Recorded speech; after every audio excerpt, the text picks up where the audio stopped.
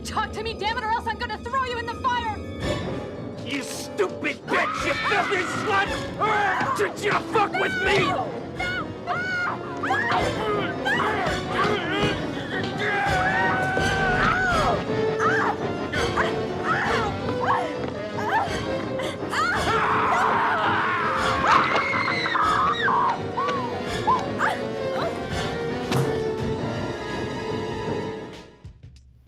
Aborder une saga comme Chucky n'est pas une chose facile. Chucky fait partie de ces personnages archi-connus comme Freddy Krueger et autres Jason Voorhees, une poupée de plastique habitée grâce à un rite vaudou par l'esprit du serial killer Charles Lee Ray. La poupée de Chucky possède une saga riche de 7 films augmentée d'une série en cours de diffusion qui compte déjà 3 saisons. À l'origine de la saga, 3 personnes, Don Mancini, le créateur de Chucky qui signera tous les scénarios de la franchise, David Kirshner, producteur, et Tom Holland, réalisateur de l'excellent Vampire, vous avez dit Vampire. Les 3 créateurs se décident à soigner un projet auquel ils croient dur comme fer, se différenciant de la masse avec un serial killer au look unique tout en proposant un produit en adéquation avec les attentes du public des années 80. Le premier chapitre de la saga, intitulé Jeux d'enfants, sort en 1988. L'histoire suit les déboires du jeune Andy, propriétaire d'une poupée brave gars qu'il souhaitait plus que tout, mais son exemplaire est malheureusement possédé par Charles Lee Ray, serial killer abattu par la police dans un magasin de jouets. Ce dernier n'a pas d'autre choix que celui de posséder le corps d'Andy, son premier propriétaire, et de sortir de celui de la poupée au sein duquel ses organes se détériorent. Pour donner vie à la poupée, on contacte Kevin Yeager, spécialiste des effets spéciaux. Avant Jeux d'enfants, Kevin Yeager a créé les effets spéciaux des Freddy 2 et 3, du Cocoon de Ron Howard, ainsi que ceux de Eden, primés au festival d'Avoriaz. Il y avait quelque chose comme 75 à 100 personnes qui travaillaient sur Chucky comme des peintres ou des sculpteurs. Kevin Yeager s'attelle en compagnie de 8 collaborateurs à la construction des 9 Chucky. Le premier est un modèle très simple, un jouet ordinaire. Le deuxième est une poupée qui peut tenir debout sans être soutenue de façon visible. Il y a ensuite la poupée qui marche, ainsi qu'une paire de bras manipulés comme ceux d'une marionnette, etc. De la radiocommande à la simple manipulation par câble, toutes les techniques y passent. Le plus perfectionné des modèles demande à 17 servomoteurs qui lui permettent ainsi une vague d'expressions très variée, allant de la colère au sourire. Les lèvres ont nécessité 4 commandes contrôlées de manière à différencier voyelles et consonnes. L'acteur Brad Dourif enregistra ensuite ses dialogues. Au niveau chiffres, la création de Chucky exigea 45 enveloppes de plastique, environ 115 litres de caoutchouc en silicone pour le visage et les mains, 50 paires de mains de rechange, 35 costumes, 20 paires de chaussures, 2 km de câbles et la construction d'un plateau spécial pour permettre le tournage de certaines scènes.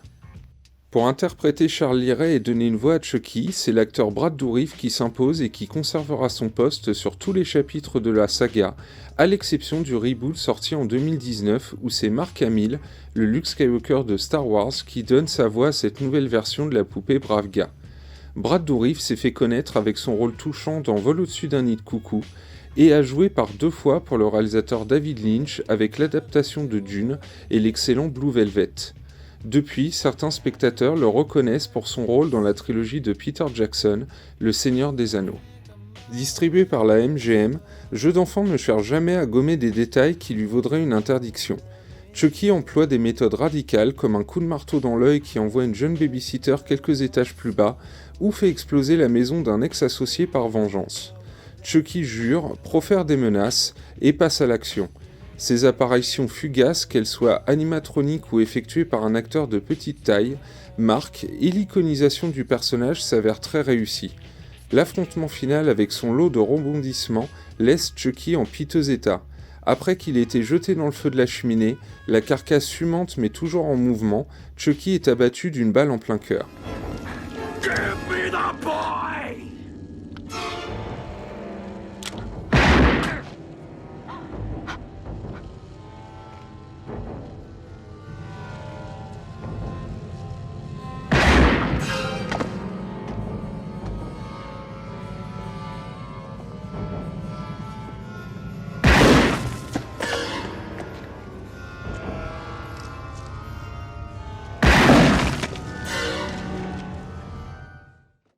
Pour un budget de 9 millions, Jeux d'enfants rapporte 45 millions dans le monde. Une excellente opération pour ses créateurs qui se frottent les mains. Si Tom Holland s'avère satisfait du résultat, ses conflits internes avec Don Mancini sur la paternité du projet ne l'incitent pas à poursuivre l'aventure de Chucky. On le retrouvera quelques années plus tard sur l'adaptation réussie de La peau sur les os par Stephen King. Don Mancini et le producteur David Kirshner donnent la première suite à Chucky 2 ans plus tard en 1990.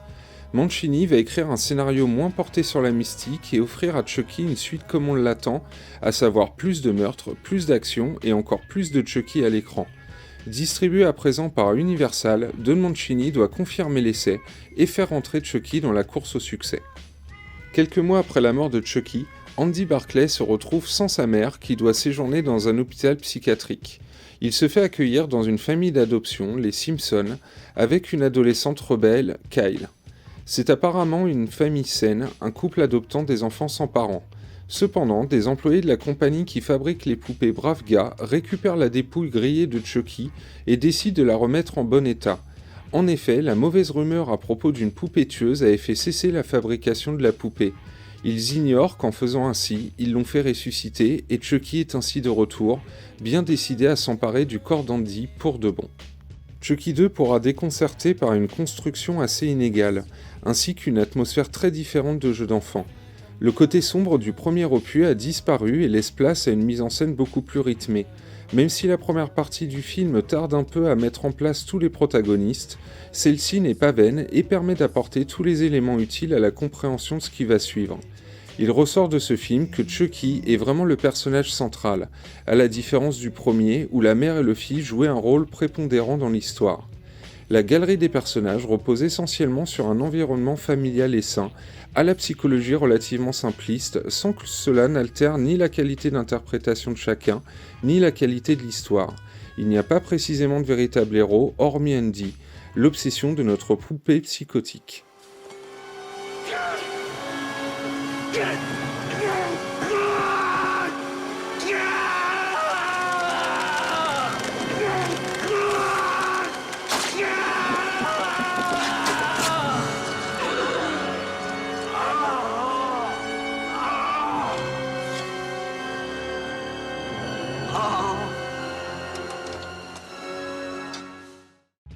Pourtant, Chucky tarde à pointer le bout de son nez, mais cette attente sera vite pardonnée, tant ce qui va suivre est épatant.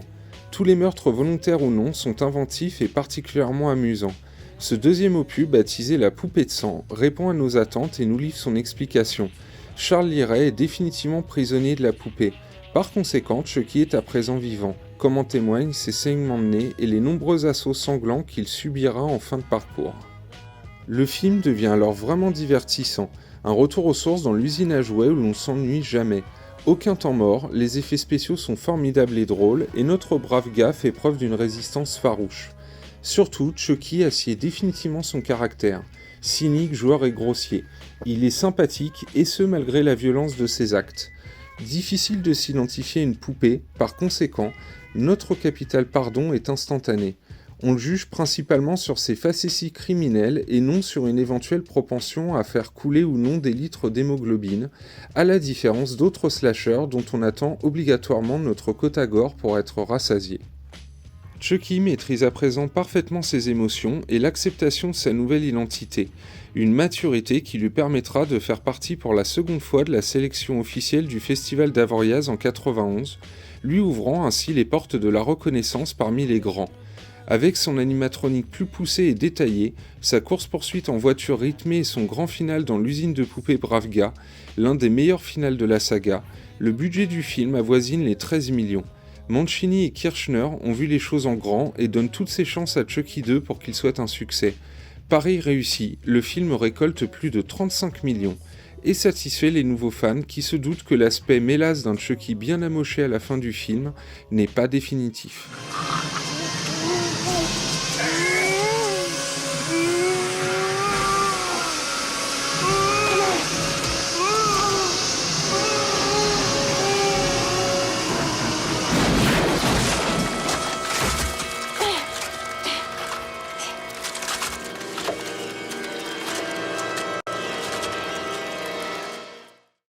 Réalisé seulement un an après Chucky 2, la poupée de sang, Chucky 3 nous plonge cette fois-ci dans le milieu fermé et rigoureux de l'armée. Le décor est ainsi planté, le film offre un champ d'action spectaculaire pour notre poupon maléfique. Andy, devenu adolescent, goûte malgré lui aux joies de l'armée, suite à de nombreux échecs lors de ses placements en famille d'accueil. Le contraste est donc saisissant entre l'état d'esprit fragile du jeune garçon et la dureté de l'embrigadement militaire. Et le jeune homme, de surcroît, n'est pas très réceptif à l'ordre et au maintien. Mais il n'est pas le seul. Chucky, la discipline, il ne connaît pas. Sachant à présent qu'il ne pourra plus changer dans le corps d'Andy, il s'en prend au plus jeune et lui propose une partie de cache-cache de l'âme. On assiste dès lors à une première partie riche en portraits de personnages, un souffre-douleur, une jeune fille courageuse et insolente, un tout jeune garçon naïf et affectueux, et le lieutenant-colonel Shelton, brutal, violent et sadique. Tout laisse présager que le film risque de verser dans le règlement de compte et on va être servi. Chucky 3 nous propose l'épisode le plus sanglant et le plus élevé en nombre de meurtres. Jusque-là adepte du simple couteau, Chucky va élargir sa collection et découvrir les armes à feu pour notre plus grand plaisir. La seconde partie, avec une action qui se déroule hors du camp militaire, est un peu poussive. L'exercice de guerre prévu, façon balle-trappe, aurait pu un peu plus inspirer le réalisateur, même si celui-ci deviendra amusant grâce à Chucky qui n'a que faire de faire semblant. Pourquoi jouer avec des balles de peinture lorsqu'on peut en mettre des vraies ? Pourtant, les possibilités qu'offrent le campement de nuit et la forêt étaient propices à de meilleurs rebondissements et courses-poursuites. Toutefois, la conclusion à la fête foraine dans le train fantôme est assez réussie et aboutie. Chucky est de retour et il n'est vraiment pas content. Andy parvient encore une fois à se débarrasser de Chucky dans ce troisième épisode, le faisant tomber dans un ventilateur géant, les pales se chargeant de le découper en morceaux.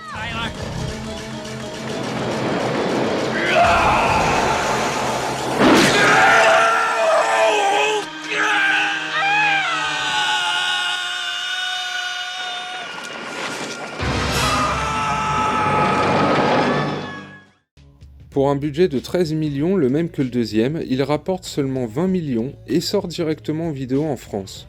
Une déception à la hauteur des efforts fournis par toute l'équipe qui redouble d'efforts pour donner corps à l'écran à ce morceau de plastique revanchard. Avec le recul, Chucky 3 est considéré comme l'opus le plus faible de la saga. Fait trop rapidement par rapport au deuxième, il n'apporte pas grand chose tout en étant globalement satisfaisant. Après Chucky 3, Don Mancini décide que la poupée démoniaque doit s'offrir un petit répit. Le public se lasse des boogeymen des années 80 et de leurs interminables retours. Freddy et Jason vivant leurs dernières aventures avec des résultats au box-office en baisse. Les modes et les mentalités changent, l'horreur quitte violemment le premier degré avec Scream et plonge dans le post-modernisme et le méta. Impossible donc pour Chucky de revenir sur les écrans sans un petit lifting, et il va être sacrément corsé.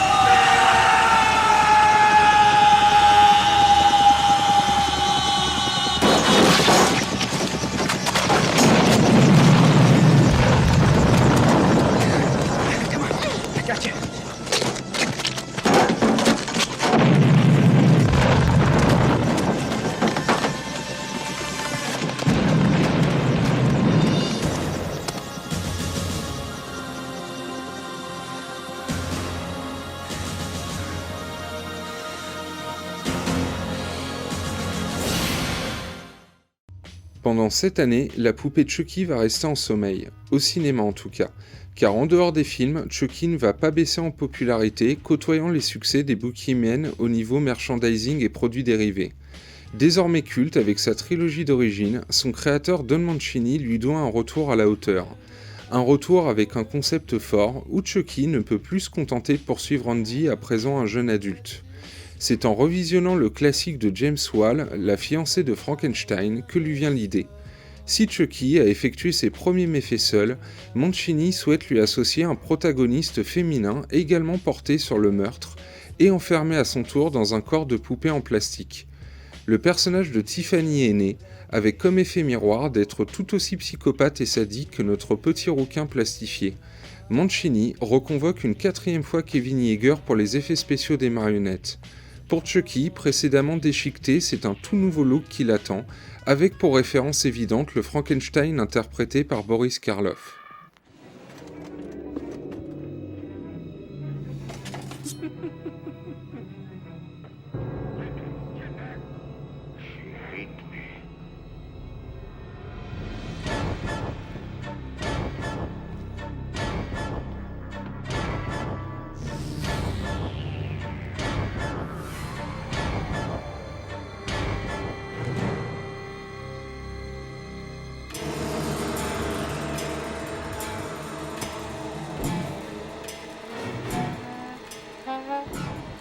We belong dead.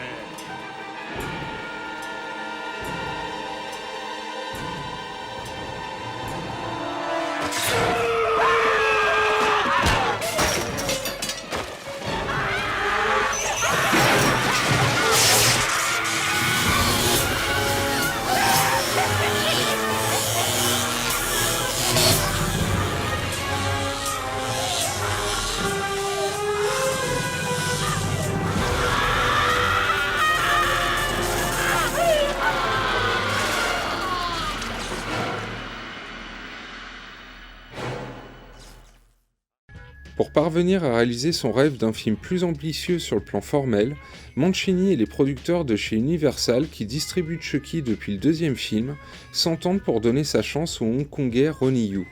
Celui-ci fait partie de la vague asiatique arrivée à Hollywood à la suite de John Woo. Il apporte d'ailleurs dans ses bagages le directeur de la photographie Peter Poe, en poste sur le chef-d'œuvre The Killer, et le monteur David Wu, qui a aussi travaillé avec John Woo sur le Syndicat du crime, ou encore À toute épreuve. Autant dire que la patte hongkongaise se ressent au visionnage de ce 4e épisode, esthétiquement plus abouti que les autres films de la saga. Dotée d'un budget assez conséquent, la fiancée de Chucky bénéficie aussi de techniques plus modernes, avec emploi d'animatroniques plus perfectionnés qu'avant et d'effets spéciaux numériques qui ont permis notamment d'effacer les câbles reliant les marionnettes. Le résultat très convaincant a ainsi permis de faire de Chucky et de sa fiancée Tiffany les vraies vedettes du long métrage. Ils sont désormais de quasiment tous les plans et deviennent donc les stars d'un film où les humains sont quelque peu délaissés.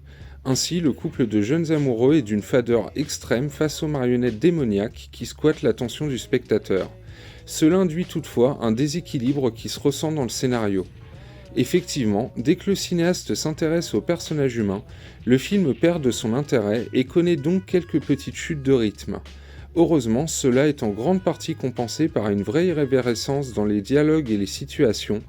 Alors que les 3 premiers films insistaient sur la normalité apparente de la poupée, la fiancée de Chucky établit dès la première scène le statut d'icône du fantastique du jouet. D'ailleurs, la proximité de la sortie de Scream explique non seulement la possibilité pour les auteurs de tourner une pure comédie qui met en boîte le genre, mais aussi les nombreuses références méta qui parcourent le long métrage. Ainsi, Chucky rappelle que son histoire est trop longue à raconter, à tel point qu'il est nécessaire de tourner 3 suites pour le faire. Afin de bien faire comprendre au public que la franchise basculait dans l'ère post-moderne, les auteurs ont fait leur film à la mode gothique qui déferlait alors sur le monde. Outre une BO truffée de titres indus et métal, les costumes des personnages font la part belle aux tatouages, au maquillage noir et autres barésies et piercings. Cela date inévitablement le film, mais lui donne aussi un aspect plus trash qui va à merveille avec le ton volontairement mal élevé de l'ensemble. Enfin, la plupart des meurtres sont imaginatifs, on adore notamment celui du couple échangiste qui se termine de manière tranchante, et laisse une excellente impression, même si le scénario est un peu à la peine une fois que le road movie est enclenché.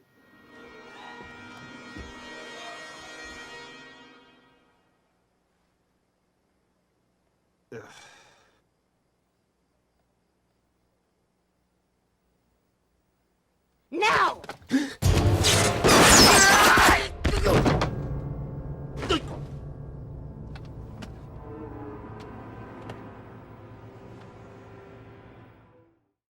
Dans ce grand délire, on admirera une fois de plus l'interprétation vocale de Brad Dourif, tandis que l'incroyable Jennifer Tilly révèle des qualités bis particulièrement gratinées, elle qui était jusque-là surtout présente dans des films indépendants.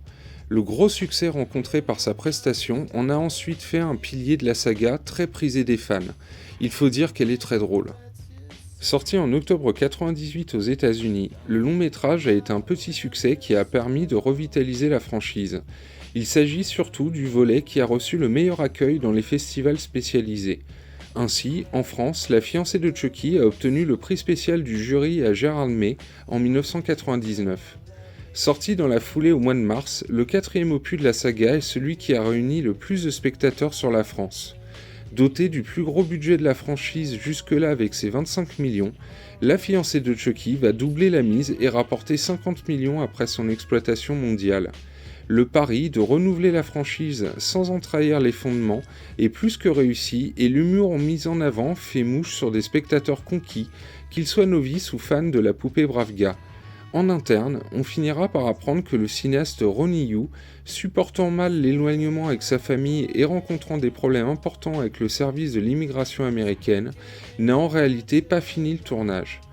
Reparti en Chine, c'est son directeur de la photographie Peter Po ainsi que Don Mancini qui se chargeront de filmer les dernières séquences et de finaliser le montage pour que le film sorte au moment prévu. Don Mancini, qui tient la saga à bout de bras depuis le début, se découvre des talents de réalisateur et entreprend de signer lui-même la suite des aventures de Chucky, Tiffany et de leur nouveau rejeton.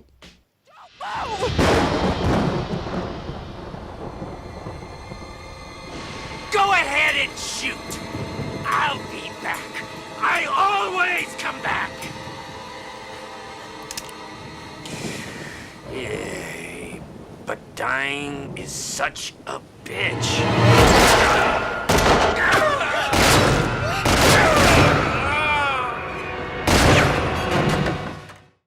La fiancée de Chucky parodiait les comédies romantiques et, avec le fils de Chucky, j'avais envie de franchir encore une nouvelle limite, de révéler une autre dimension du personnage. Il m'a semblé naturel d'évoluer vers une parodie du genre drame domestique, de films comme Des gens comme les autres ou Kramer contre Kramer, des films où l'enfant devient l'enjeu d'une bataille. C'est ainsi que Don Mancini présente ce 5e épisode dont il est également le metteur en scène. Après un épisode considéré comme le meilleur, la poupée tueuse revient à l'assaut afin de fonder la famille parfaite. Et avec un pareil pitch, mieux vaut ne pas s'attendre à une ambiance angoissante et horrifique semblable à celle des 3 premiers épisodes. Ici, les références de Kubrick à Ed Wood en passant par Hitchcock et Carpenter pullulent et les gags font mouche. Le tout distillé dans un ensemble étonnamment travaillé visuellement, s'ouvrant par un magnifique plan séquence mêlant Psychose et Halloween. Car Mancini n'est pas un simple faiseur à qui on aurait confié un 5e épisode en guise de remerciement. Poussant à leur paroxysme les concepts entreaperçus et effleurés dans La fiancée de Chucky, en les accommodant d'une mise en scène jubilatoire qui se permet un vibrant hommage à De Palma, metteur en scène préféré de Mancini. Résultat, une mise en abîme savoureuse, ponctuée de clins d'œil jouissifs, de caméos astucieux, de meurtres craspets, etc. Bien entendu, c'est dans son côté graveleux que le film parvient à surprendre le plus. Regorgeant de scènes anthologiques au caractère ouvertement sexuel, le film devient une parabole sur l'identité sexuelle à travers la recherche du fils. Prénommé Glenn par son père et Glenda par sa mère, dépossédé de son libre arbitre, deviendra-t-il tueur comme papa ? Shitface ne peut que perdre le peu de repères qu'il avait et basculer dans un égarement total et tragique. À ce titre, l'une des scènes de révélation finale est d'une finesse rarement atteinte pour ce type de produit, en même temps qu'un bel hommage à un classique du cinéma. Garçon ou fille, tueur ou pas, Shitface a fait son choix. Préparez-vous à être surpris. Sans atteindre la réussite de l'antre de la folie, le fils de Chucky parvient à se hisser sans peine à un niveau excellent, en dépit d'une certaine mollesse par moments et de personnages inutiles. Mais Don Mancini réussit haut la main son examen de passage, et son premier film se révèle une véritable réussite, tant sur le plan visuel que sur celui des thèmes abordés. Parvenant à associer une intrigue agréable à des idées un peu plus ambitieuses, même si le succès a été bien moindre que celui du précédent, les recettes finales, environ 17 millions de dollars pour une mise initiale de 12, sont suffisantes pour enclencher la mise en chantier d'une suite.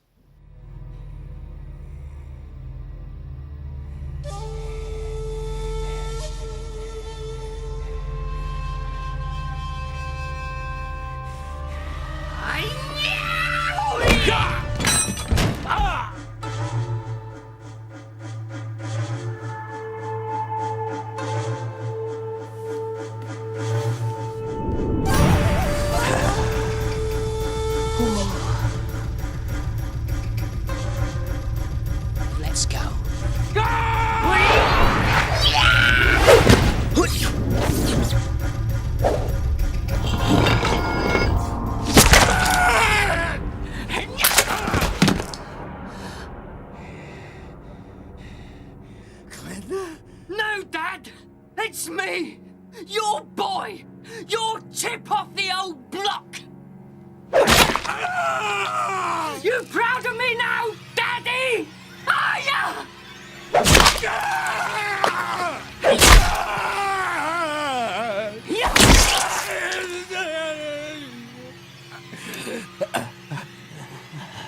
Attaboy, kid. Attaboy.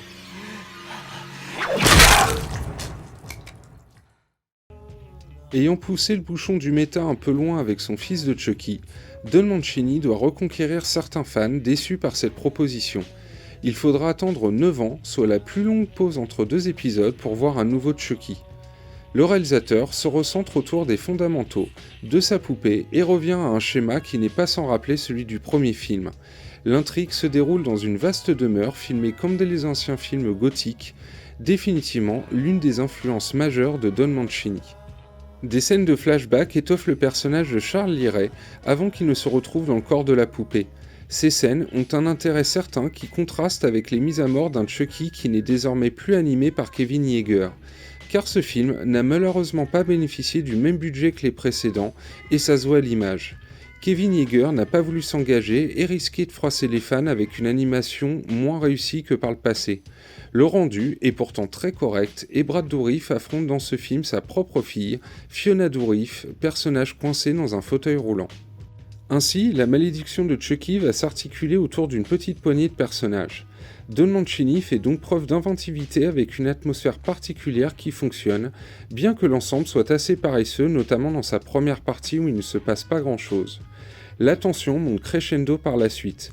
Plus horrifique que les 2 précédents volets, la malédiction de Chucky joue avec nos nerfs et avec son décor quasi unique pour nous faire peur.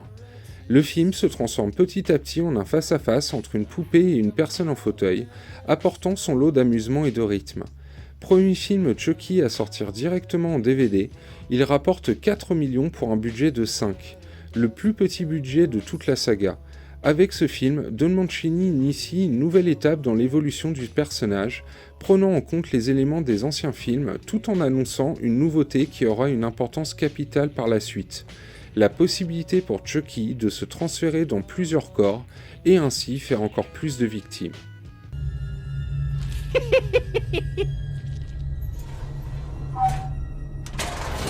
Face it, Andy. I'm all you got. Sometimes it's nice just hanging out on a Friday night with your best friend. Fuck you!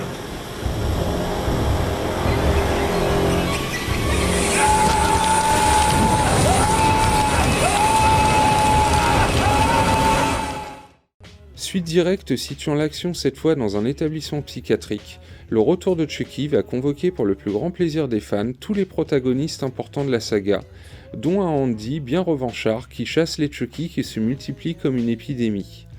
Un opus plus réussi et ambitieux que le précédent alors que son budget de 5 millions est identique. Un film qui répond également aux questions laissant en suspens par la nouvelle direction prise par Don Mancini sur la malédiction de Chucky. La possibilité pour Chucky de se transférer dans des corps humains est intéressante mais ne plaira forcément pas à tous. Un nouveau concept que Don Mancini exploite correctement et qui ouvre la voie à des idées enrichissantes pour la saga. Un épisode qui caresse le spectateur dans le sens du poil et très ambitieux pour son faible budget qui ne sera pas non plus remboursé, avec seulement 2 millions récoltés lors de sa sortie directement en DVD. Un désintérêt progressif qui se vérifie par les chiffres d'une saga qui aura pourtant cherché à se renouveler. Don Mancini affiche ici un concept qui ne demandait qu'à être développé, mais les mauvais résultats n'annoncent pas un avenir des plus joyeux pour la saga Chucky. Le retour de Chucky sur grand écran est annoncé en 2019 par la MGM qui détient toujours les droits concernant Jeux d'enfants, le premier film de la saga. Ce reboot est annoncé sans la participation de Don Mancini et Brad Dourif, et se démarque de la saga tout en respectant l'icône qu'est Chucky. Si l'histoire est sensiblement la même, reboot oblige, Chucky n'est pas le fruit d'une possession vaudou dans ce film, mais bien un jouet multifonction très évolué, usant de la technologie pour parvenir à ses fins. Tout mysticisme ayant disparu, il est permis de craindre le pire, et pourtant, ce reboot s'avère très agréable et bien réalisé. bénéficiant d'un bon rythme et de bonnes scènes d'épouvante, ainsi que de la participation de Mark Hamill pour donner de la voix à la poupée, Child's Play version 2019 rapporte plus de 45 millions box-office pour un budget de 10 millions. Une très bonne opération qui inquiète Don Mancini. S'il soutient qu'il ne souhaite aucun mal à cette nouvelle version, des suites mettraient à mal ses projets pour son Chucky à lui. La MGM se voudra rassurante, malgré le succès, il n'est pas prévu que ce reboot ait une suite. Don Mancini signe un accord avec Sci-Fi en 2021 pour continuer la saga officielle, mais cette fois sous forme de série. Une excellente idée quand on voit le résultat. Bien plus présent et mieux animé que dans les 2 derniers films, Chucky est bel et bien la star du show, se trouvant un nouveau propriétaire qui va, dans un premier temps, se livrer à des méfaits sous l'impulsion de la poupée. Don Mancini insère dans la série d'anciens ennemis et alliés qui vont refaire surface. Il est indispensable de regarder la série pour connaître la suite de l'histoire et de ce qu'il advient des personnages de Tiffany, Andy, Kyle ou encore Glenn et Glenda, à présent sous forme humaine. La première saison se déroulant dans un milieu scolaire est une excellente surprise et Don Mancini est toujours aux manettes. Il est d'ailleurs bon de noter que si depuis le fils de Chucky, Mancini parvenait à insérer un sous-texte sur l'homosexualité, il peut ici lui donner une part plus importante si ce n'est plus capitale dans le récit, faisant même de ses protagonistes principaux un jeune couple gay. La seconde saison, moins surprenante mais de qualité, sera suivie d'une 3e saison en cours de diffusion, où Chucky se retrouve cette fois à la Maison Blanche, ce qui ne l'empêchera pas de se livrer à des nouveaux crimes, bien au contraire. Il est en tout cas surprenant de constater que le Chucky de Don Mancini vit une nouvelle jeunesse par ce biais télévisuel, et agréable de suivre une histoire entamée dans les années 80 et qui continue à être développée. Une réussite qui doit tout à son créateur, Don Mancini, qui dans les bons comme les mauvais moments aura soutenu sa poupée Brave Gars, lui faisant effectuer des retours salutaires après des pauses bien méritées. Une saga encore loin d'être finie, mais pas dénuée d'intérêt avec son Chucky tellement iconique que même Steven Spielberg pensera à l'intégrer dans son orgie geek Ready Player One.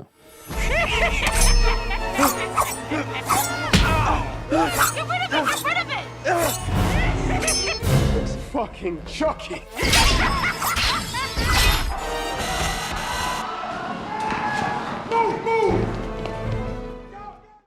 Chucky est une star, une vraie, et revoir sa saga a été une expérience très agréable. Regarde, George. Un enfant a oublié sa poupée dans l'ascenseur. Vous laisse-la où elle est. Quand il s'en apercevra, il reviendra sûrement la chercher.